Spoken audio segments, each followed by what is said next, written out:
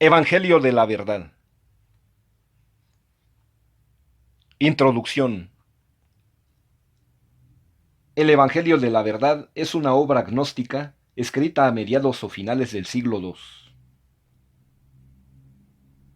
Resulta difícil determinar la escuela a la que pertenece. Para algunos, se trata de una obra escrita por el maestro gnóstico Valentín al inicio de su carrera. Para otros, intentaría articular un sistema valentiniano, pero no sería obra de este. No obstante, su relación con Valentín, así como su carácter esotérico, se han visto cuestionados en los últimos años. Conoce su autor de manera concienzuda el Nuevo Testamento, pero las citas que hace del mismo están restringidas a Juan, un evangelio que no fue gnóstico, pero que resultaba muy susceptible de verse interpretado así. Y al Apocalipsis, como un escrito atribuido también al autor del Evangelio de Juan, principalmente. Mucho más reducidas son las referencias a Hebreos. Una carta cuyo autor no es conocido con certeza, se ha propuesto a Pablo de Tarso, Bernabé, Filón, etc., y que contiene resonancias platónicas. Las partes de otros escritos del Nuevo Testamento son, a veces, conjeturales y muy limitadas en número. Ni siquiera en esos casos se refieren propiamente a temas filosóficos o teológicos, sino que más bien hablan del riesgo de que miembros de la comunidad abandonen esta. La obra reviste una importancia excepcional porque pone de manifiesto que los gnósticos cristianos podían utilizar con habilidad y conocimiento el Nuevo Testamento en sus confrontaciones con los cristianos ortodoxos, e incluso reinterpretar sus temas principales con una creatividad notable. Por otro lado, al seleccionar sus fuentes, tendían a construir un nexo de unión con filosofías en las que se daba una coincidencia parcial con sus postulados. En este caso, fundamentalmente el platonismo. Lógicamente, la temática gira en torno a un mundo caído, pero que puede trascender de su situación gracias al conocimiento revelado por Cristo. Es esta gnosis, y no la fe en la cruz o las obras, la que proporciona la clave del cristianismo real y verdadero, así como de la esperanza para una humanidad sumida en la oscuridad y sojuzgada por poderes de maldad.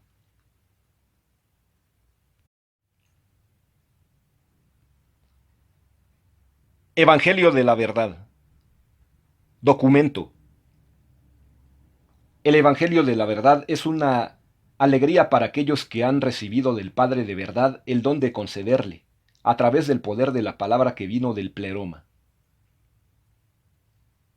Aquel que está en el pensamiento y la mente del Padre, es decir, aquel al que se llama el Salvador, viniendo el nombre de la obra que Él va a realizar por la redención de aquellos que eran ignorantes del Padre.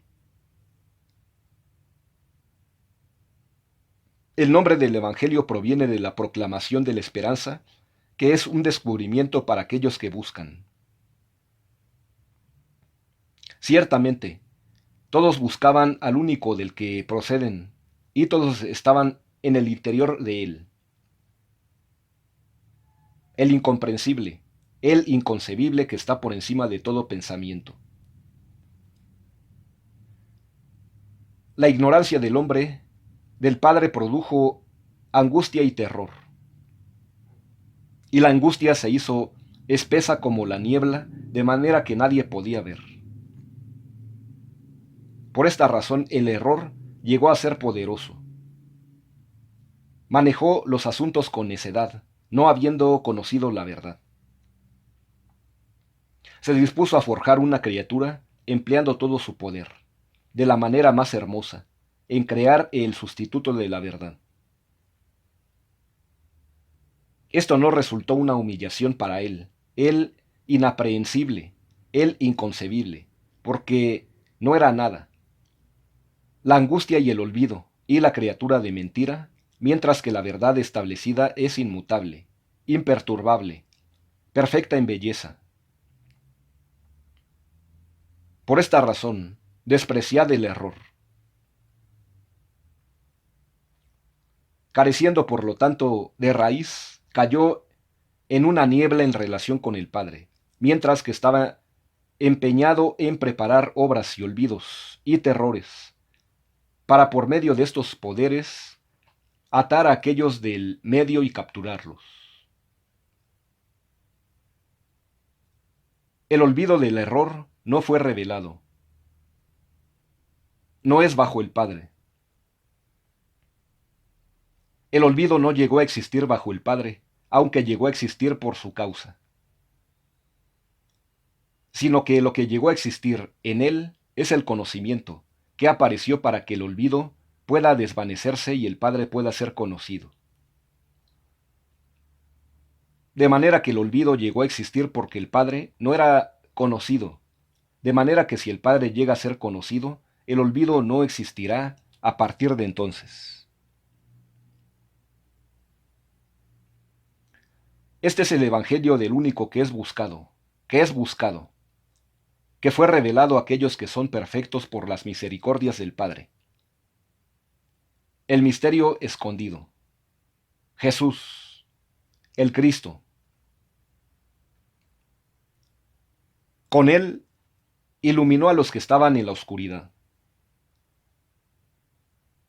De fuera del olvido los iluminó, les mostró un camino. Y el camino es la verdad que él les enseñó. Por esta razón el error se encolerizó con él, lo persiguió, se consternó por él y fue llevado a la ira. Fue clavado a un madero. Se convirtió en un fruto del conocimiento del Padre, que, no obstante, no se hizo destructivo porque fue comido, y para aquellos que se lo comieron, el descubrimiento fue motivo de alegría. Porque él los descubrió en sí mismos, y ellos le descubrieron en sí mismos, al incomprensible, el inconcebible, el Padre, el perfecto, aquel que hizo todo, ya que todo está dentro de él, y todo lo necesita, puesto que él retiene la perfección de todos dentro de sí mismo, perfección que no dio a todos. El Padre no tenía celos. ¿Qué celos podía haber entre él y sus miembros? Porque si el león hubiera recibido así su perfección, no podría haber venido el Padre, puesto que él retenía la perfección de ellos dentro de sí mismo, concediéndole a ellos por el amor de sí mismo y un conocimiento único en perfección. Él fue el que diseñó a todos, y todos están dentro de él y todos lo necesitan. Como en el caso de uno, al cual ignoran algunos, que desea que lo conozcan y lo amen así, ya que todos necesitan el conocimiento concerniente al Padre, se convirtió en una guía, descansando y tranquilo. Fue a las escuelas y habló la palabra como un maestro. Acudieron hombres, que se consideraban a sí mismos sabios, poniéndole a prueba. Pero él los confundió porque eran necios y ellos lo odiaron porque no eran realmente sabios.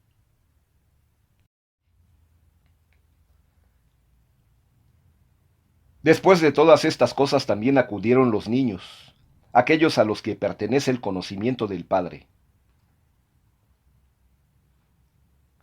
Habiendo sido fortalecidos, aprendieron las impresiones del Padre. Conocieron y fueron conocidos. Fueron glorificados y glorificaron.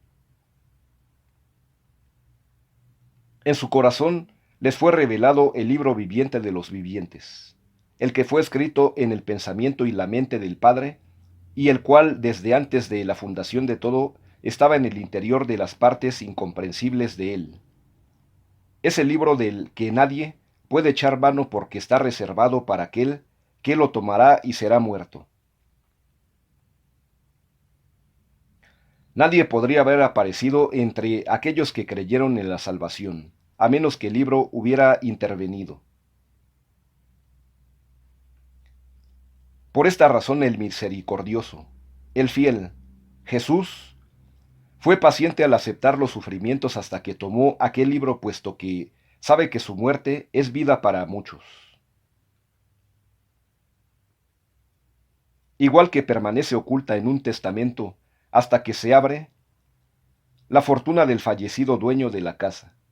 Así sucede con todo lo que permanece oculto mientras el Padre de todo fue invisible, aquel que procede de sí mismo y del que proceden todos los espacios. Por esta razón apareció Jesús. Se vistió en este libro. Fue clavado en un madero. Publicó el edicto del Padre en la cruz. ¡Oh! ¡Qué enseñanza más grande! Asciende hasta la muerte, hasta aunque la vida eterna le visite.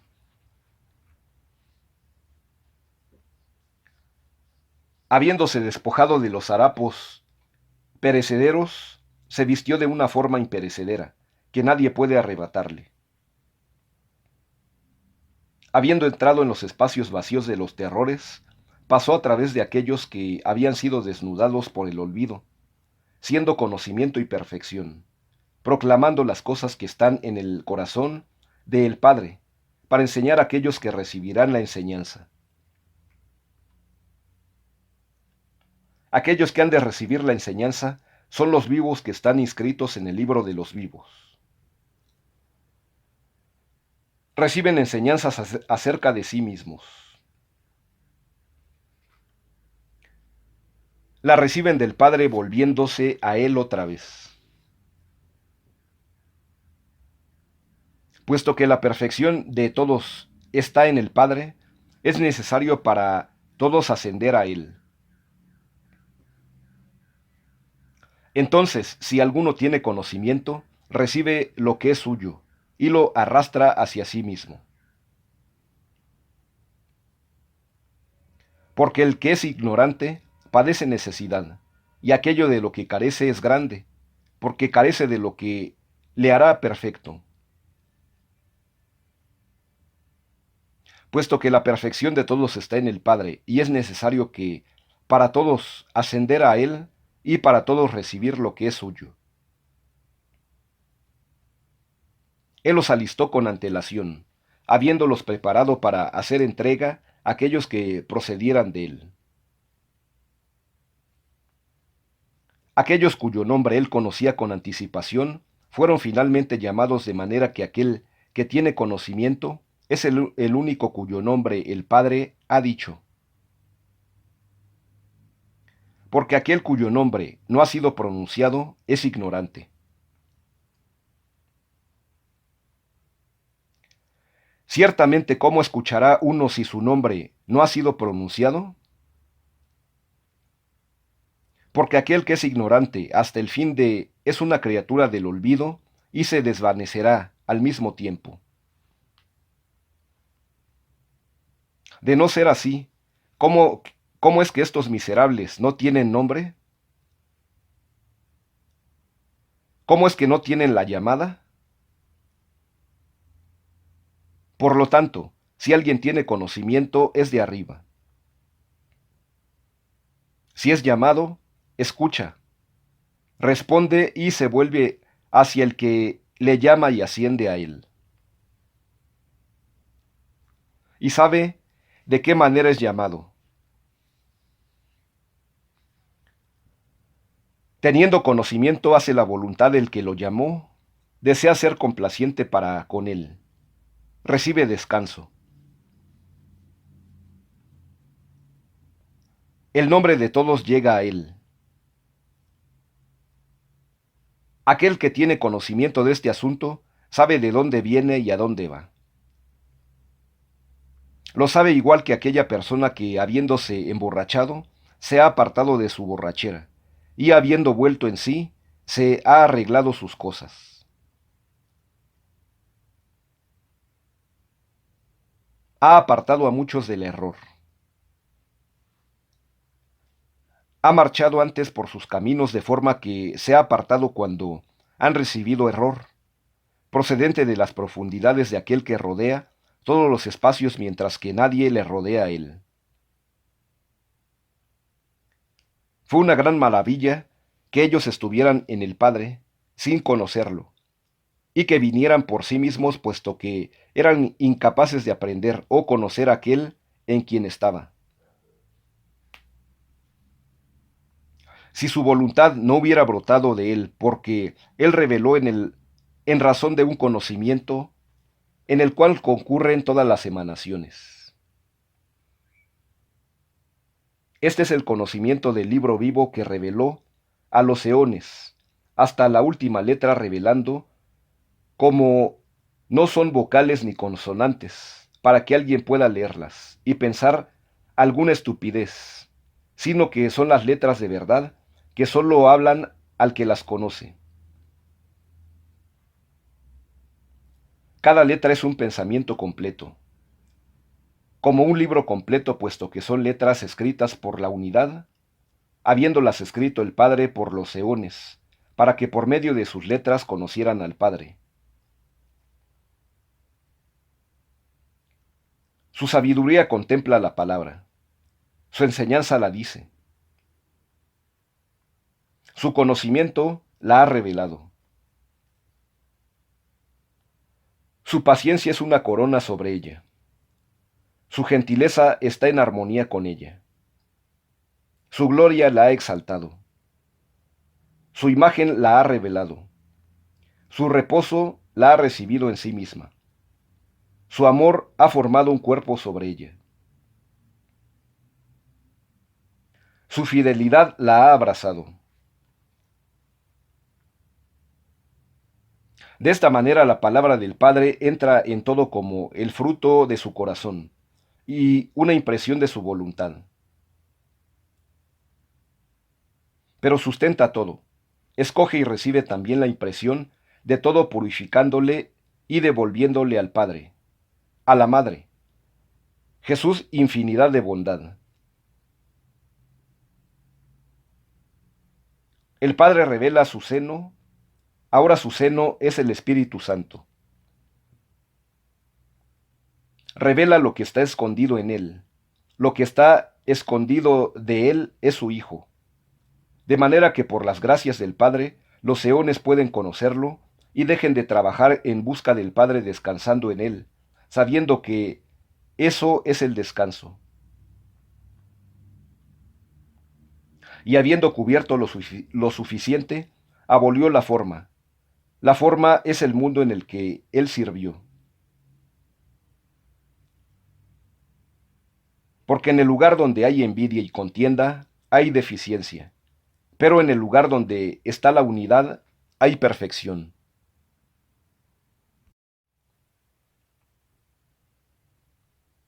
Puesto que lo deficiente llegó a existir porque el Padre no era conocido.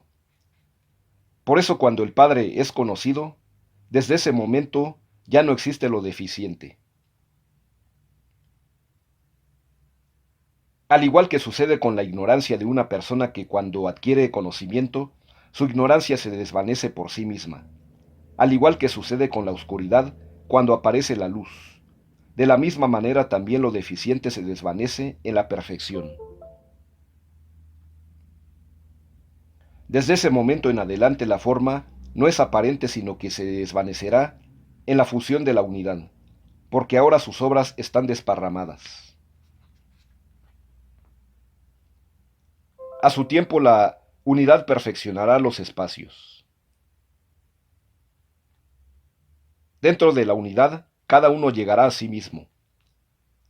Dentro del conocimiento se purificará a sí mismo de la multiplicidad, para entrar en la unidad consumiendo la materia que hay en su interior como fuego, y consumiendo la oscuridad con la luz, y la muerte con la vida.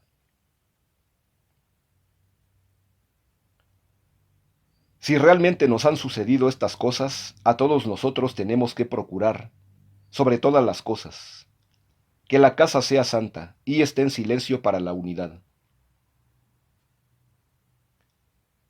Sucede lo mismo que en el caso de algunas personas que salieron de moradas donde había cacharros en lugares que no eran buenos. Los rompieron y el dueño de la casa no lamenta la pérdida.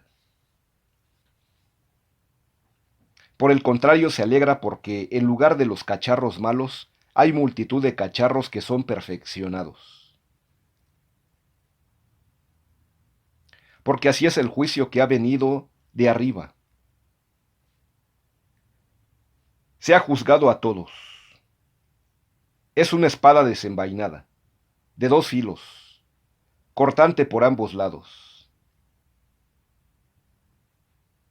Cuando la palabra vino, aquel que está dentro del corazón de aquellos que la pronuncian, no es solo un sonido, sino que se convirtió en un cuerpo, una gran turbación que se produjo entre los cacharros porque algunos habían sido vaciados, otros llenados. Es decir, algunos habían recibido contenido, otros habían sido vaciados, algunos habían sido purificados y otros quebrados. Todos los lugares fueron conmovidos y turbados porque no tenían ni orden ni estabilidad. El error se encontró perturbado sin saber qué hacer.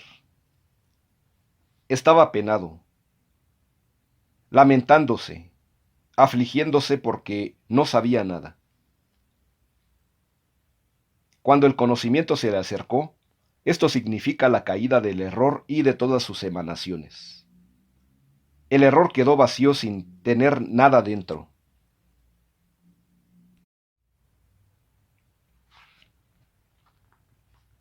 La verdad vino. Todas sus emanaciones las conocieron. Saludaron al Padre en verdad con un poder perfecto que los une con el Padre. Porque todos aman la verdad, porque la verdad es la boca del Padre. Su lengua es el Espíritu Santo. El que se une a la verdad es unido a la boca del Padre por su lengua siempre que recibe el Espíritu Santo. Esta es la manifestación del Padre y su revelación a sus eones. Manifestó lo que dentro de sí mismo estaba escondido. Lo explicó. Porque, ¿quién puede contener en su interior sino solo el Padre?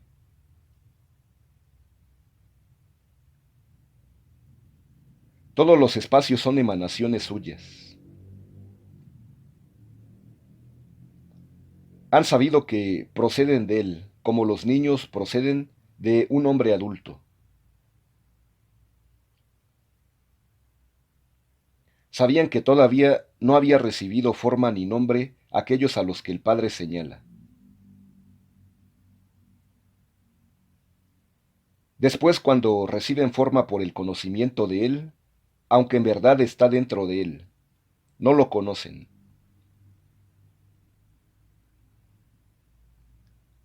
Pero el Padre es perfecto conociendo cada espacio dentro de él. Si lo desea, se manifiesta a quien quiere, dándole forma y dándole nombre, y le da un nombre y lo reúne con los que han llegado a existir, los cuales antes de existir ignoran al que los formó.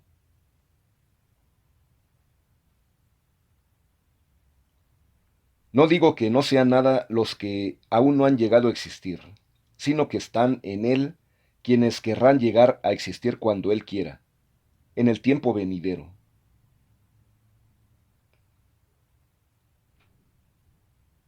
Antes de que todo aparezca, él sabe lo que producirá. Pero el fruto que aún no se ha manifestado no sabe nada ni hace nada. De la misma manera también todo espacio que es Él mismo en el Padre procede de aquel que existe, que lo formó de lo que no existe. Porque el que no tiene raíz tampoco tiene fruto, sino que piensa para sí. He venido a existir, sin embargo perecerá.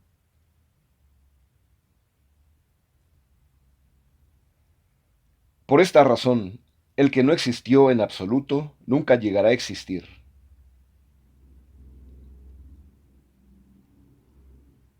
Entonces, ¿qué quiso pensar de sí mismo? Esto: yo he llegado a ser como las sombras y los fantasmas de la noche. Cuando la luz brilla sobre el terror que esa persona había experimentado, sabe que no es nada. Así que ignoraban al Padre, que es aquel al que no vieron. Por lo tanto hubo terror y turbación e inestabilidad, y duda y división. Hubo muchas ilusiones operando y hubo ficciones vacías, como si se hubieran hundido en el sueño, y se encontraban con pesadillas turbadoras. O hay lugar al que huyen o sin fuerza vienen de haber perseguido a otros, o están involucrados en golpes, o ellos mismos están recibiendo golpes, o han caído desde lugares altos, o se han lanzado al aire, aunque ni siquiera tienen alas.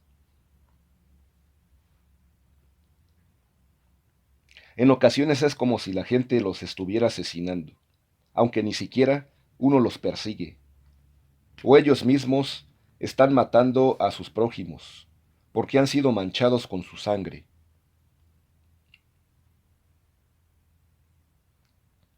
Cuando los que pasan por todas estas cosas despiertan, no ven nada, aunque estuvieran en medio de todas estas turbaciones, porque no son nada.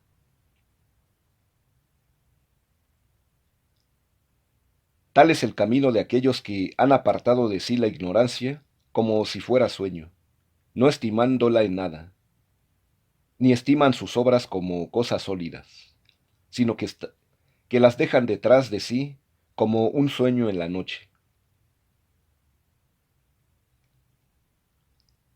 Ellos valoran el conocimiento del Padre como la aurora. Esta es la manera en que todos han actuado, como si hubieran despertado cuando eran ignorantes. Y esta es la manera en que han llegado al conocimiento, como si hubieran despertado. Bendito sea el hombre que vendrá y se despertará. Y bienaventurado aquel que ha abierto los ojos de los ciegos. Y el Espíritu corrió tras él, esforzándose por despertarlo. Tras extender su mano a aquel que yacía en la tierra, lo puso de pie porque aún no se había levantado. Les dio los medios de conocer el conocimiento del Padre y la revelación de su Hijo. Porque cuando le hubieran visto y le hubieran oído, les concedió gustar y oler y tocar al Hijo amado. Cuando hubo aparecido, instruyéndoles sobre el Padre, el incomprensible, cuando les hubo insuflado lo que está en la mente, haciendo su voluntad, cuando muchos hubieron recibido la luz, se volvieron hacia él. Porque los seres materiales eran extraños, y no vieron su semejanza, y no lo conocieron. Porque él vino mediante apariencia carnal, mientras nada impedía su carrera porque era incorruptibilidad e irresistibilidad. Hablando de cosas nuevas y siguiendo hablando de lo que está en el corazón del Padre, les mostró la palabra sin defecto. La luz habló a través de su boca, y su voz dio a luz la vida. Les dio pensamiento y comprensión, y misericordia y salvación. Y el Espíritu poderoso, que procede de la infinitud y de la bondad del Padre, hizo que los castigos y las torturas cesaran porque estaban apartando de su rostro a algunos que necesitaban misericordia, presos de error y las cadenas. Y los destruyó con poder, y los confundió con conocimiento.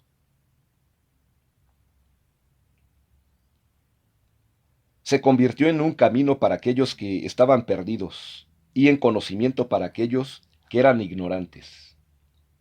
Fue un descubrimiento para aquellos que buscaban y un apoyo para aquellos que flanqueaban, y significó pureza sin mancha para aquellos que estaban contaminados.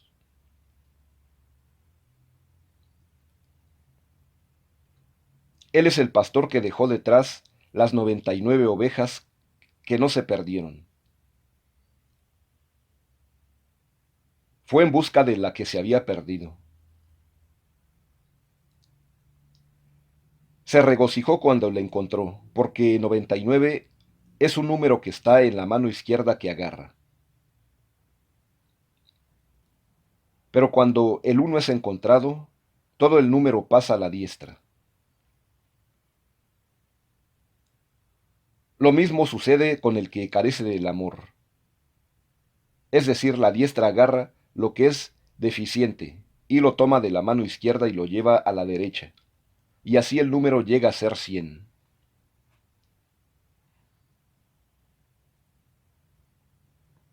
Es la señal de aquel que es justo, el Padre. Incluso en sábado trabajó por las ovejas que encontró caídas en el pozo. Dio vida a las ovejas sacándolas del pozo para que pudierais conocer interiormente, vosotros, los hijos del conocimiento interior, lo que es el sábado, en el cual para obtener salvación no se puede holgazanear, a fin de que podáis hablar del día de arriba que no tiene noche, y de la luz que no se extingue porque es perfecta. Por lo tanto, decid desde el corazón que sois el día perfecto, y en vosotros mora la luz que no se apaga. Hablad de la verdad con aquellos que la buscan y del conocimiento a aquellos que, en su error, han cometido el pecado. Afirmad el pie de aquellos que han tropezado y tened vuestras manos a aquellos que están enfermos. Alimentad a aquellos que tienen hambre y proporcionad descanso a aquellos que están cansados, y levantad a aquellos que desean levantarse, y despertad a aquellos que duermen. Porque vosotros sois el entendimiento que se obtiene. Si la fuerza actúa así, llega a hacerse aún más fuerte. Preocupaos de vosotros mismos. No os preocupéis de las otras cosas que habéis echado de vosotros mismos. No regreséis a lo que vomitasteis para coméroslo. No seáis polillas. No seáis gusanos porque ya habéis rechazado serlo. No os convirtáis en morada del diablo, porque ya lo habéis destruido. No fortalezcáis aquellos que son obstáculos para vosotros, y que ya se están viniendo abajo, como si fuerais un apoyo para ellos. Porque el injusto es alguien al que hay que tratar peor que al justo. Porque el primero actúa como una persona injusta. El último como un justo que hace sus obras entre otros. Así vosotros, haced la voluntad del Padre, porque sois de él.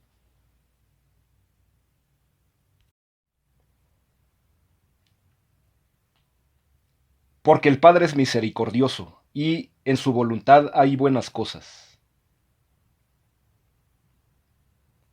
Él tomó las cosas que son vuestras para que podáis hallar reposo en ellas. Porque por el fruto se conocen las cosas que son vuestras, porque los hijos del Padre son su aroma, porque proceden de la gracia de su faz. Por esta razón el Padre ama su fragancia y la manifiesta en todo lugar. Y si la mezcla con la materia, le da su fragancia a la luz, y en su reposo hace que sobrepase toda forma y todo sonido. Porque no son los oídos los que huelen la fragancia, sino que es el aliento el que tiene el sentido del olfato y atrae la fragancia hacia sí, y es sumergido en la fragancia del Padre. La guarda después, la lleva al lugar de donde procedió su primera fragancia que se enfrió. Es algo en forma psíquica, que es como el agua fría que que está en la tierra que no es sólida, la cual aquellos que la ven piensan que es tierra. Después se disuelve otra vez. Si un aliento la trae, se calienta. Las fragancias, por tanto, que son frías provienen de la división. Por esta razón vino la fe. Alejó la división y trajo el cálido pleroma del amor para que el frío no regrese de nuevo, sino que se produzca la unidad del pensamiento perfecto. Esta es la palabra del Evangelio del descubrimiento del pleroma que aquellos que esperan la salvación que viene de lo alto. Cuando la esperanza esté expectante en los que esperan, aquellos cuya imagen es luz sin sombra en ella, vendrá el pleroma. La deficiencia de la materia no se ha alzado a través de la ausencia de límites del Padre, que está a punto de concluir el tiempo de la deficiencia, aunque nadie podría decir que el incorruptible vendrá de esta manera. Pero la profundidad del Padre se multiplicó y el pensamiento del error no existió con él. Es algo que cae, es algo que fácilmente se levanta de nuevo al descubrir aquel que ha venido a él y que le traerá de regreso.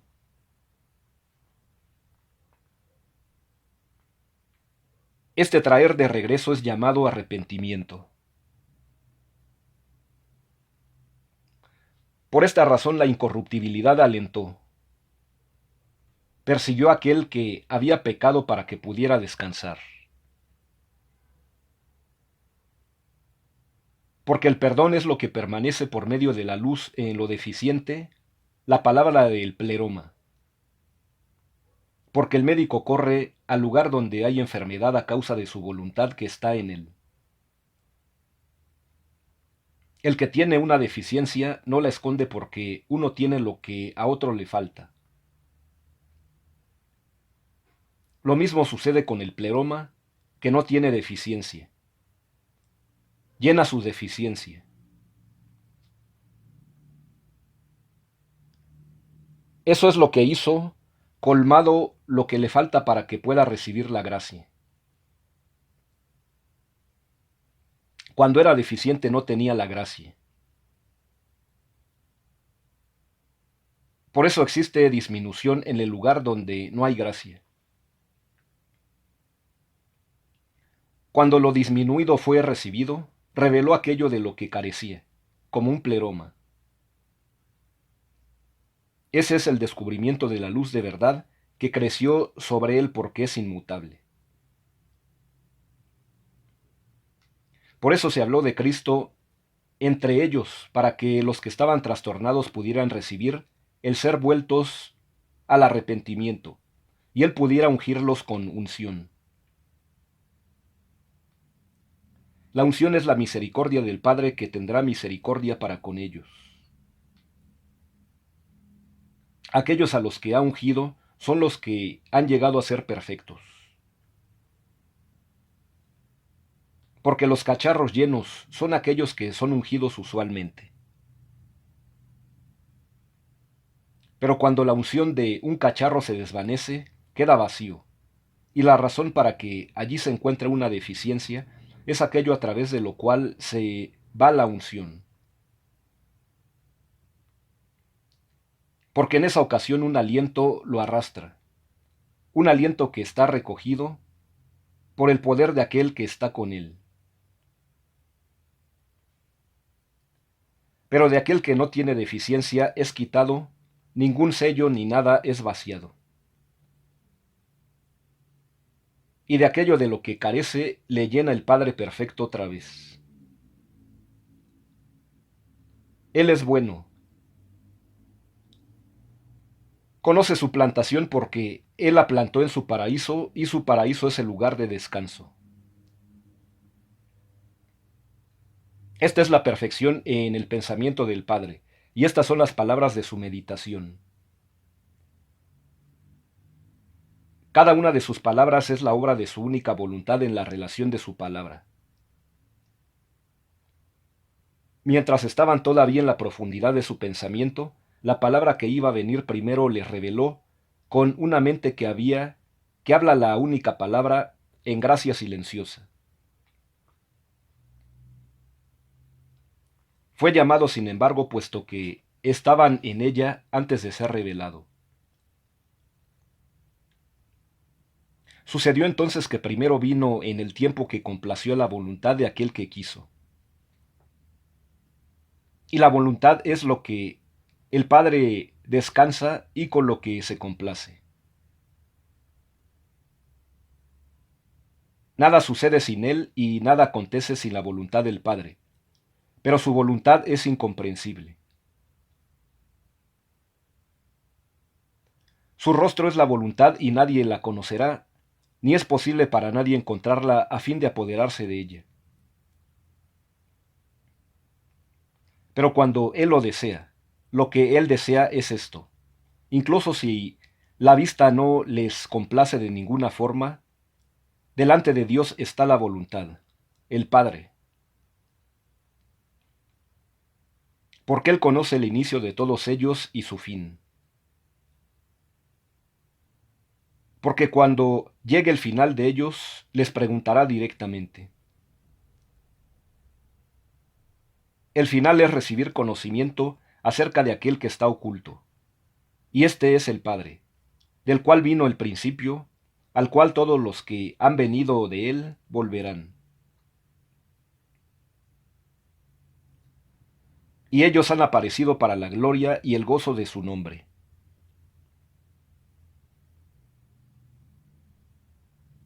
Ahora bien, el nombre del Padre es el Hijo. Este es aquel que primero dio un nombre, aquel que vino de él, que era él mismo, y al que engendró como hijo. Le dio su nombre que le pertenecía, puesto que es aquel al que pertenece todo lo que existe en torno suyo, el Padre.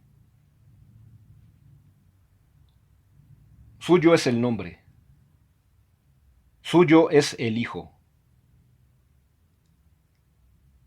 Para él es posible ser visto. Pero el nombre es invisible porque el ministerio del invisible solo viene a los oídos que están llenos de él. Porque ciertamente el nombre del Padre no es hablado, sino que se transparenta a través de un Hijo.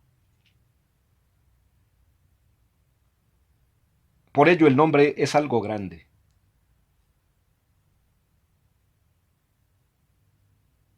Por lo tanto, ¿quién podrá pronunciar un nombre para él, el gran nombre, excepto aquel solo a quien el nombre pertenece, y los hijos del nombre, en quienes descansó el nombre del Padre, y a quienes él hizo descansar en su nombre?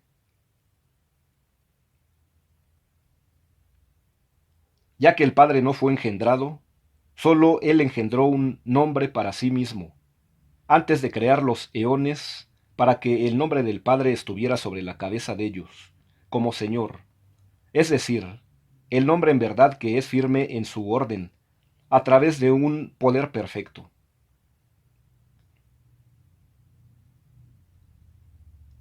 Porque el nombre no está formado por simples palabras ni consiste en apelaciones, sino que es invisible. Se dio un nombre a sí mismo, puesto que se ve a sí mismo, y Él solo tiene el poder para darse un nombre. Porque el que no existe no tiene nombre. Porque, ¿qué nombre es dado a aquel que no existe? Pero aquel que existe también existe con un nombre, y se conoce a sí mismo. Darse a sí mismo un nombre es prerrogativa del Padre. El Hijo es su nombre. Por lo tanto, no lo escondió en la obra, sino que el Hijo existió. A Él solo se le dio el nombre. Por lo tanto, el nombre es del Padre, como el nombre del Padre es el Hijo. Ciertamente, ¿dónde encontraría la misericordia un nombre excepto con el Padre? Pero, sin duda, alguien dirá a su prójimo: ¿quién es aquel que dará un nombre a aquel que existió antes de él, como si los hijos no recibieran el nombre de los que lo engendraron? Primero, debemos por lo tanto reflexionar sobre este asunto. ¿Cuál es el nombre? Es el nombre en verdad. Por lo tanto, no es el nombre del Padre que es el único apropiado.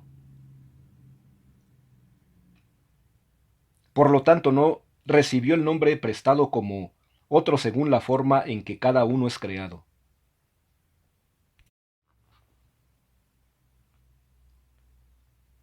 sino que este es el nombre apropiado.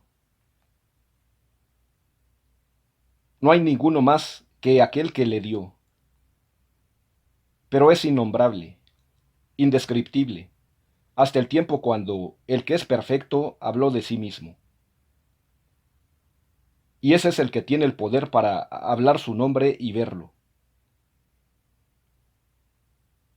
Por lo tanto, cuando le complació que su nombre, que es pronunciado, fuera su Hijo, y le dio el nombre a aquel que vino de lo profundo, habló sobre sus cosas secretas, sabiendo que el Padre es un ser sin maldad. Por esa razón lo trajo para hablar sobre el lugar y el sitio de descanso, del que había venido para glorificar al pleroma, a la grandeza de su nombre y la bondad del Padre. Hablará sobre el lugar del que todos vienen e intentará regresar de nuevo a la región donde recibió su ser esencial, y ser llevado de ese lugar, el lugar donde estuvo, paladeando ese lugar y recibiendo alimentación y recibiendo crecimiento. Y su propio lugar de descanso es su pleroma. Por lo tanto, todas las emanaciones del Padre son pleromas, y la raíz de todas sus emanaciones está en aquel que hizo que todas crecieran en sí mismas. Les asignó sus destinos. De ahí que todos aparezcan para que, a través de sus propios pensamientos, porque el lugar al que envían su pensamiento, ese lugar es su raíz, que los lleva en toda su altura hasta el Padre. Poseen su cabeza, que es reposo para ellos, y se aferran a él, como si quisieran que han participado de su rostro besándolo. Pero no aparecen de esa manera, porque no se sobrepasaron ni carecieron de la gloria del Padre, ni pensaron de él que era pequeño, ni que era cruel, ni que era colérico, sino que pensaron que era un ser sin mal, imperturbable, bondadoso, que conocía todos los espacios antes de que llegaran a existir, y que no tiene necesidad de ser instruido. Así son los que poseen algo procedente de arriba, de la grandeza inconmensurable, cuando van en pos del único, del perfecto, de aquel que está allí por ellos. Y no descienden al Hades, ni tienen envidia, ni padecen el sufrimiento o la muerte dentro de ellos, sino que reposan en aquel que está en reposo, ni contienden, ni se ven envueltos en la búsqueda de la verdad, sino que ellos mismos son la verdad. Y el Padre está dentro de ellos, y ellos están en el Padre, siendo perfectos, siendo indivisos en Él verdaderamente bueno, no siendo deficientes en nada, sino que reposan descansados en el Espíritu. Y ellos harán caso de su raíz. Se ocuparán de aquellas cosas en las que Él encontrará su raíz y no sufrirán pérdida para su alma. Este es el lugar de los bienaventurados. Este es su lugar.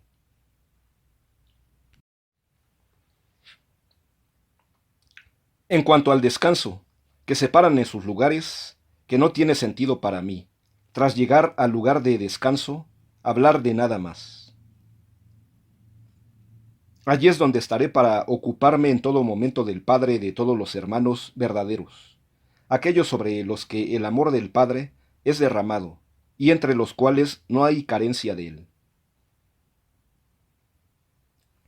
Ellos son los únicos que aparecen en verdad, puesto que existen en vida verdadera y eterna, y hablan de luz que es perfecta, y está llena de la semilla del Padre, y que está en su corazón y en el pleroma, a la vez que su espíritu se regocija en ella, y glorifica al único que es quien existió, porque Él es bueno, y sus hijos son perfectos y dignos de su nombre, porque Él es el Padre. Ama a los hijos que son de esta clase.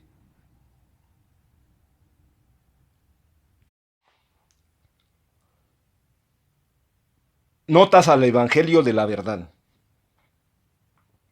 Acerca del pleroma. El término cuenta con diversos significados en el vocabulario cristiano primitivo, en las cartas indiscutiblemente paulinas, como Romanos, Primera de Corintios y Gálatas. Su utilización es la normal en griego: plenitud, cumplimiento o abundancia. Por el contrario, en las epístolas de la cautividad, como las de Efesios, Colosenses, tiene un sentido de plenitud, relacionado con la esencia de la divinidad. Divinidad que, por ejemplo, en Colosenses 1:19 y 2:9, habita en Jesús hombre.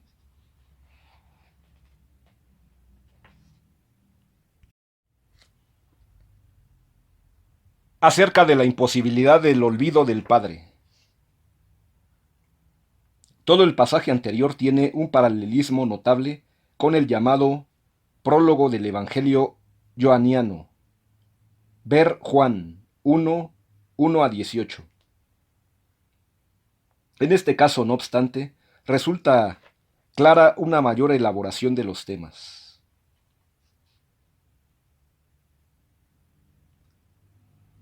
Acerca de que iluminó a los que estaban en la oscuridad. Existe un paralelismo en este tema en Juan 1:9 y 3:19-21. Acerca de lo que Él les enseñó. De nuevo nos encontramos ante un texto paralelo al de Juan 1:17. Si bien en el Evangelio canónico existe una contraposición manifiesta y polémica con el judaísmo.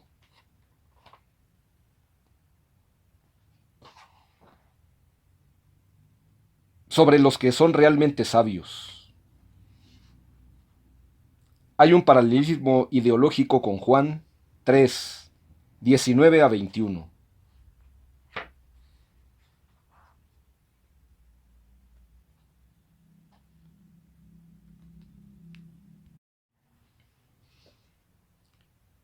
Sobre el eón. En el Nuevo Testamento, el término eón va asociado al significado de era, pero también al de sistema actual, es decir, la época en que vivimos momentáneamente, y que un día pasará, cediendo su lugar al reino de Dios. Ese es el significado que tiene aquí, acentuándose su valor peyorativo, como en Marcos 4, 10, Lucas 20, 34 a 35.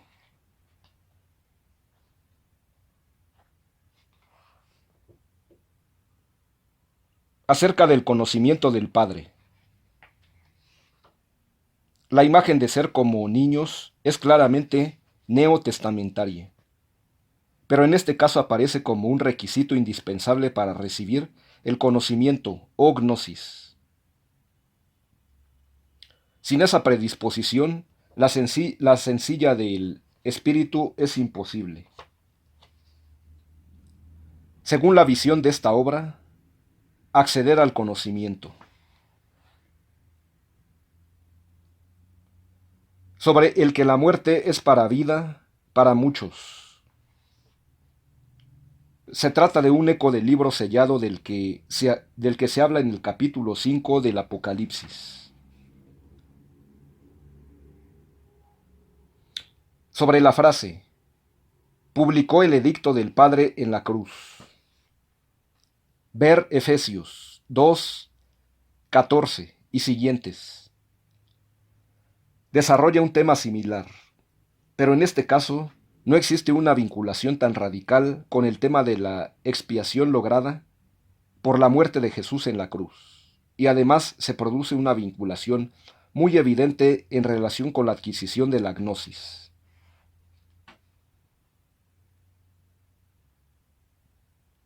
Sobre el libro de los vivos. El libro al que se hace referencia combina el relato de Apocalipsis 5, que ya hemos señalado antes, con el de Apocalipsis 20, 12 y siguientes. Resulta una evidente confusión, pero a la vez facilita la necesidad de comprensión que tiene el autor.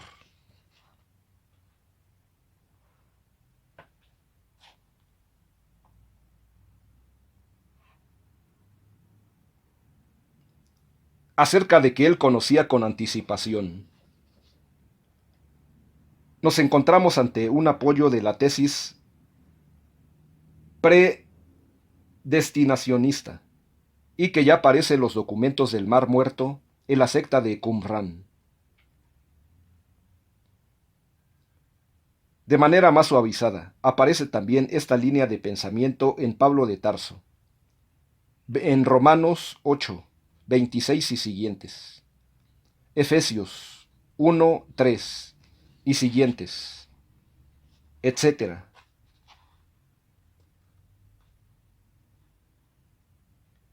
Acerca de que si alguien tiene conocimiento es de arriba. El tema de la sabiduría o conocimiento de arriba, en contraposición al de abajo, aparece asimismo tratando en el Nuevo Testamento, en Primera de Corintios 1 a 4, Santiago 3, 17, etc.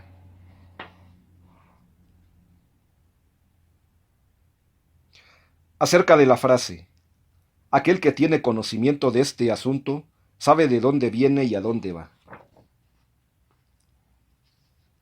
El mismo tema del hombre carente de conocimiento, que es llevado de un lado para otro por las circunstancias, se encuentra en la epístola neotestamentaria de Santiago, capítulo 1, versículos 6 a 8.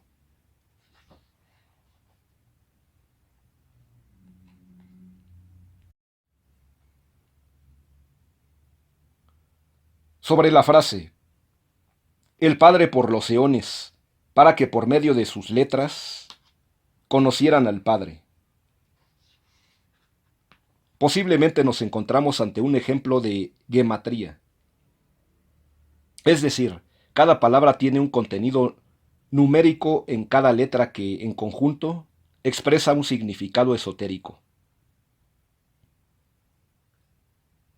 El caso más evidente en la Biblia de esta utilización de las letras se encuentra en Apocalipsis 13:18, al describir al anticristo con la cifra de 666 o 666, según manuscritos más seguros de 616. Sobre la frase, su sabiduría contempla la palabra, su enseñanza la dice. Posiblemente un paralelo al tema de Juan 1:1, en que se denomina al Cristo preexistente la palabra.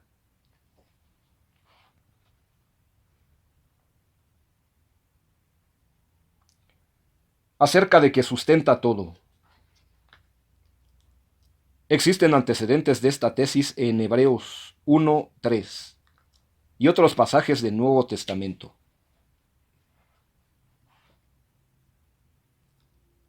Acerca del Espíritu Santo. De nuevo nos hallamos ante un paralelo del prólogo del Evangelio de Juan, capítulo 1, versículos 1 al 18. Resulta evidente el servilismo o la utilización que la literatura agnóstica siente hacia Juan en el detrimento de los otros evangelios del Nuevo Testamento.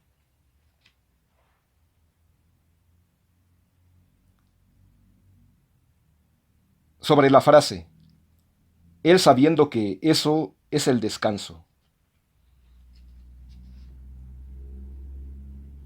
El tema del descanso como meta de la humanidad ha sido tomado de la teología bíblica. Para un ejemplo de cómo ésta aborda tal tópico, puede leerse la carta de los Hebreos, capítulos 3 y 4.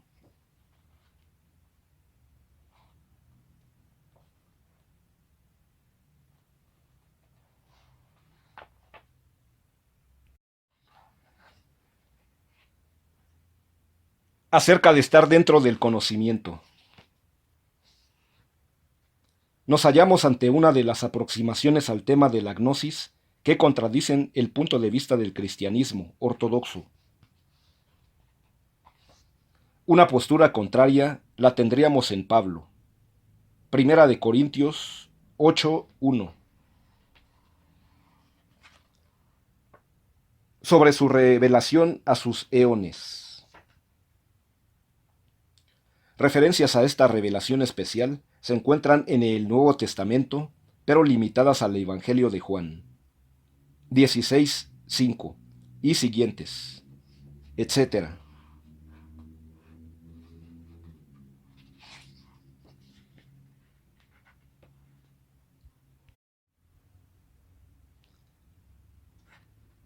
Acerca de un sueño en la noche. La imagen del sueño como letargo espiritual tiene paralelos en el Nuevo Testamento, pero más en relación con situaciones morales que con la adquisición del conocimiento. Ver Efesios 5:14. También encontramos la unión de la idea muerte-sueño con vida-despertar. En Hechos 7:60. Primera de Corintios 15.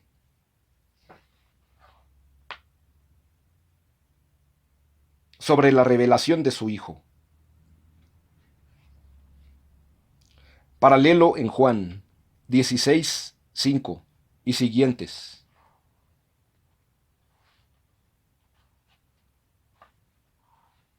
Acerca de que le hubieran visto. Esta cita no deja de tener una importancia fundamental porque reproduce bastante literalmente otra de Primera de Juan 1:1 y siguientes. Dado que Primera de Juan es un intento de proporcionar una guía ortodoxa y por lo tanto antignóstica, para leer el Evangelio de Juan. El que aquí se utilice alguno de sus versículos es buena muestra de la audacia e intrepidez teológica de los gnósticos, así como de su habilidad para servirse de las mismas obras canónicas contrarias a ellos.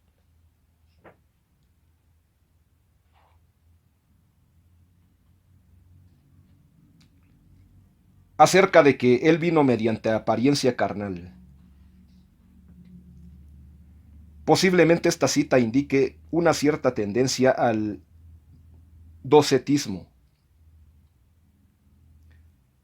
Jesús no se encarnó realmente sino en apariencia. Tal punto de vista es combatido en el Nuevo Testamento, por ejemplo en Lucas 23, 38 y siguientes, donde Jesús resucita con su mismo cuerpo material.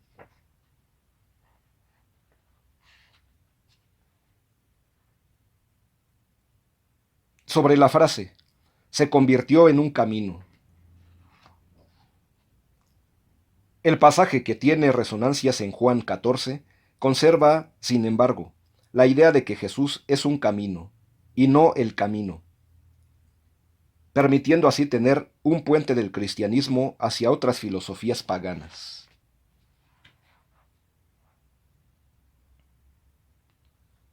Acerca de que las ovejas se perdieron. Esta misma parábola aparece en Lucas 15:1 y siguientes, con ligeras variaciones.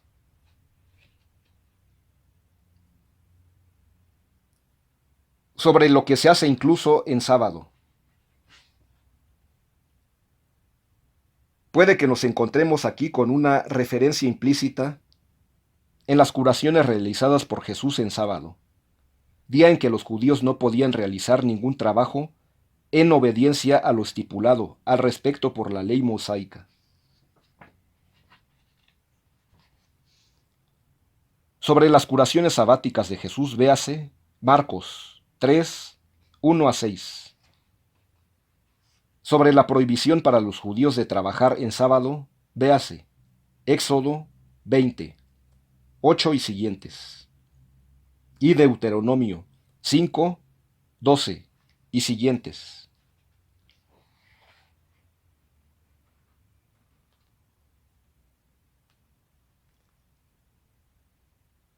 Acerca de que se afirma el pie de aquellos que han tropezado. Es una referencia al apoyo a otros miembros de la comunidad en casos de duda o de dificultad de cualquier tipo. Hay paralelismos neotestamentarios en Hebreos 12, 12 a 13.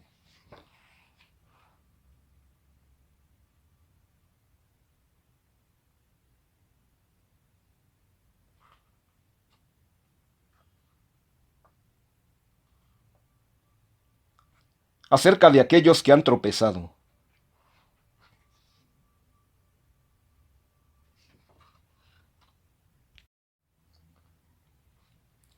Sobre el proporcionar descanso.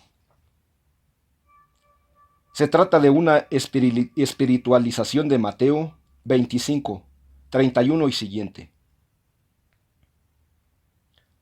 En el texto del Evangelio canónico, la referencia es a hambre y sed materiales, en lugar de a necesidades espirituales. Sobre la frase, no regreséis a los que vomitasteis para coméroslos. Una referencia al peligro de abandonar la comunidad o apostatar. Una expresión similar se encuentra en 2 de Pedro 2:22.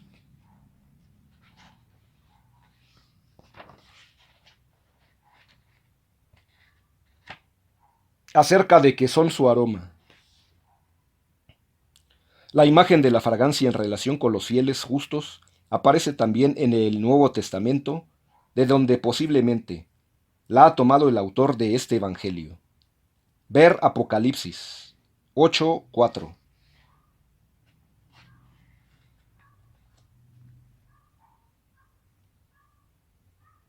Sobre el pleroma. Un paralelo del tiempo en que se consumará la plenitud se halla en Primera de Corintios 13, 8 a 13, acerca del que es llamado al arrepentimiento. En la Biblia hay dos términos que son traducidos como nuestro habitual arrepentimiento. En el Nuevo Testamento se trata de metanoia, que es cambio de mente, mientras que en el Antiguo Testamento se utiliza shub, que es volverse. El autor gnóstico ha preferido incardinarse en la última tradición.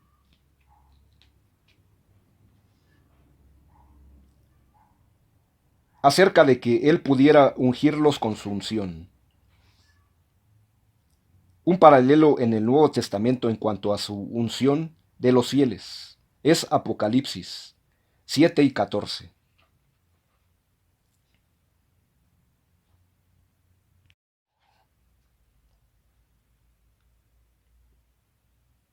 Acerca de recibir conocimiento. El pasaje tiene resonancias de Juan 17:3. Si bien una vez más nos encontramos ante una subversión de un escrito canónico, que es reinterpretado en términos gnósticos. Sobre la frase, el que era él mismo y al que engendró como hijo. El tema del nombre divino tiene sus raíces en el pensamiento judío, y de él ha pasado al Nuevo Testamento. Una referencia al hecho de que el Padre ha entregado su nombre al Hijo se halla en Filipenses 2, 5 y siguientes. En el Apocalipsis se habla de que en la consumación de los tiempos los fieles serán hechos partícipes de ese nombre, que es oculto. Revisar Apocalipsis 2, 17, 3, 1, 14, 1, 22, 4.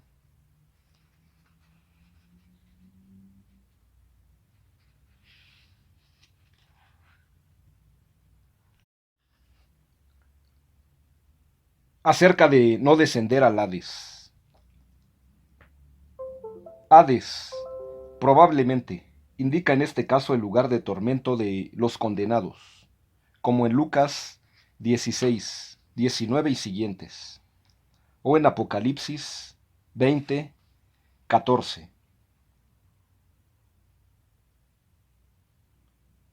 Acerca del Padre de todos los hermanos verdaderos. Lo opuesto a los mismos serían los falsos hermanos, es decir, aquellos que, presenciándose de ser cristianos, no lo son en realidad. Referencias a esa clase de apelativo aparecen con cierta frecuencia en el Nuevo Testamento. Ver 2 de Corintios 11, 26. Gálatas 2, 4.